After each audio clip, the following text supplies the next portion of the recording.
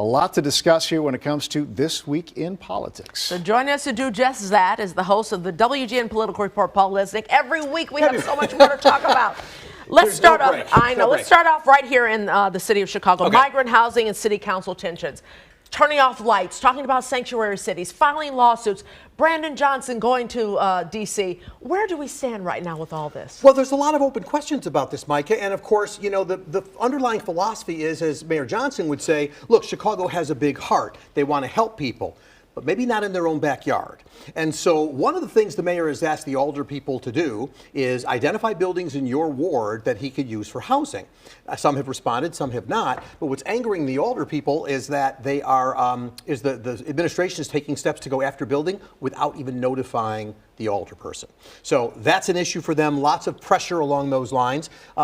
But we've got about 20,000 people here, and they've got to find housing for them. We know the weather's turning now, and things are happening, and they're trying to come up with a way to address all of that. But Paul, here's your question. Here's our question. Yeah. We have so many homeless people who need help here, so many people who have never gotten help from the government, and now the first thing the administration wants to do is help these migrants. So that's what this ordinance called Bring Chicago Home is all about, which they're trying to get through City Council. Have been working on that. That will ultimately be a referendum that the people will vote on next March.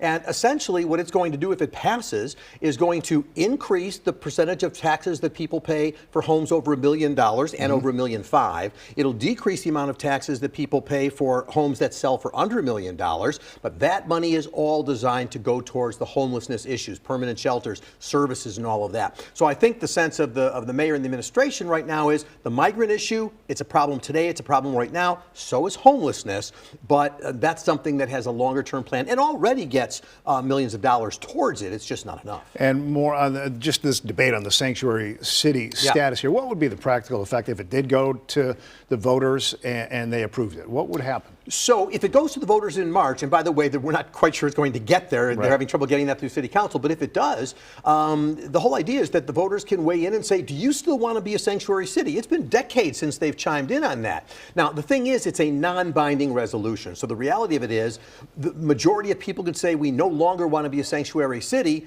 and the administration could say thanks for your input, but we are and we're staying that way. So it has no effect except to send the administration the pulse of what people want, but maybe it will pass. All right, let's talk about Trump's fraud trial here. Gag orders, we heard from both sons, Don Jr. and Eric, but the focus then was put on the clerk sitting next to the judge here. It seems like a distraction tactic, but the defense is saying it could be grounds for a mistrial. So this started, of course, when former President Trump was sitting in the courtroom, and he got himself a $5,000 fine, then a $10,000 fine, as he keeps talking about the biased law clerk who's sitting with the judge. And his lawyers picked up that mantle, as you note, Ray, yesterday and today, basically saying, you know, the judge, the clerk, you're passing notes. There's something going on. You're biased against us and all this stuff, which, to be honest with you, you know, Trump's not a lawyer. It's one thing when he says it. These lawyers know better than that. Judges have clerks have jobs to do and all of that. So the judge today, as you're noting, just said, okay, this gag order, if that's what we want to call it, extends to you too.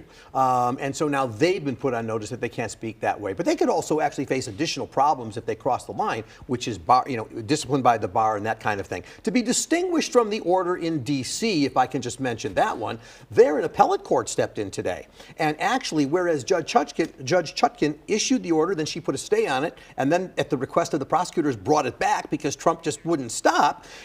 Now what happened was a 3-judge appellate court in D.C. said, no, we're going to go back. I think it's their version of the status quo, but that status quo is no gag order existing. To be honest, what she's done is not so much a gag order because really he could talk about almost anything he wants. He just can't attack witnesses, court personnel. So I think in the end, this judge panel, which is all appointed by Democrats to the extent that makes a difference, yet they did stay the gag order. So moving forward, it's hard to imagine that they wouldn't find this to be within the realm of the judge's call. Let's go to Washington in the House. The new House Speaker, Mike Johnson, his first big deal, was to get aid for Israel as long as we didn't give aid to Ukraine, I think is how it said. I talked with Congressman Mike Quigley. Not a happy camper.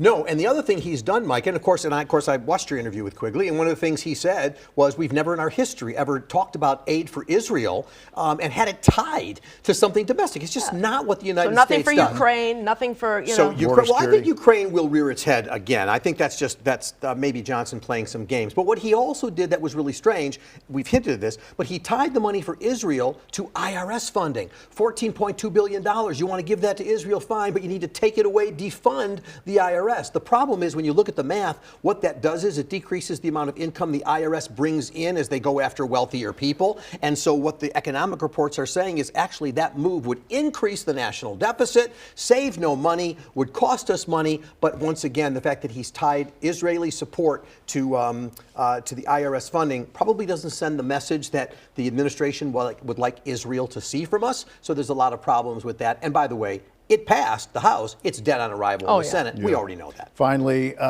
it's coming to a trial for Alderman Ed Burke, the federal racketeering trial. Jury selection will start on Monday. Right. And what will you be looking for there? So the jurors will be asked a series of questions. There'll be a questionnaire, I'm sure, that they filled out for the judge. It's federal court, and so the questions will come from the judge, not from the lawyers. And essentially, you're trying to find, jury consulting is part of my past, and so we're trying to find jurors. The prosecution wants jurors that believe they can win. The same thing for the defense. But here's what's important to know. They're not looking for jurors that have never heard of Ed Burke or that never heard he was in trouble. That, you'd be living under a rock if you haven't heard about any of this. So what they are going to be doing is trying to find jurors who say, yeah, I've known about it. I've read a little bit about it, but I can put all that aside. I can listen to the evidence that gets presented in this courtroom and find out jurors that can do that. Now, individually, the lawyers have bigger missions than that. If people have negative feelings about Ed Burke, have they heard, there's things that won't be getting in the trial.